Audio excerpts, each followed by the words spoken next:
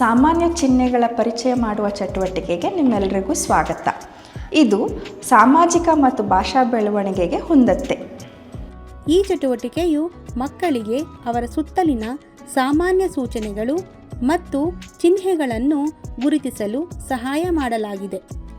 ಇದು ಅವರ ಭಾಷಾ ಪ್ರಭಾವವನ್ನು ಅಭಿವೃದ್ಧಿಪಡಿಸಲು ಮತ್ತು ಓದಲು ಸಹಾಯ ಮಾಡುತ್ತದೆ.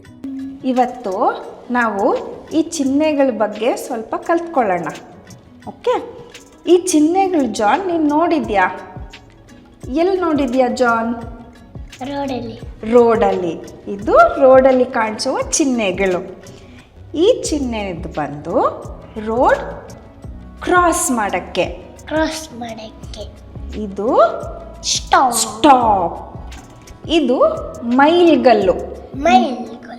ಮೈಲ್ಗಲ್ಲು. ಎಷ್ಟು ದೂರ ಇದೆ ನಮ್ದ ತೋರ್ಸತ್ತಿದು. ಜಾನ್ ಇದೇನು? ರೈಟ್ ಟರ್ನ್, ಬಲಕ್ಕೆ ತಿರ್ಗದು.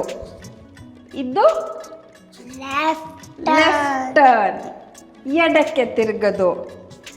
ಇದು ಸ್ಕೂಲ್ ಇದೆ ಅಂತ. ಇದು ನೋಡಿದ್ರೆ ಹತ್ರ ಸ್ಕೂಲ್ ಇದೆ. ಇದು ನೋಡಿದ್ಯಾ ಜಾನ್? Petrol bunk.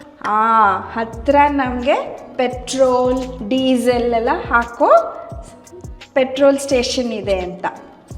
ಇದು ಫೋನ್ ನೋಡಬೇಡ.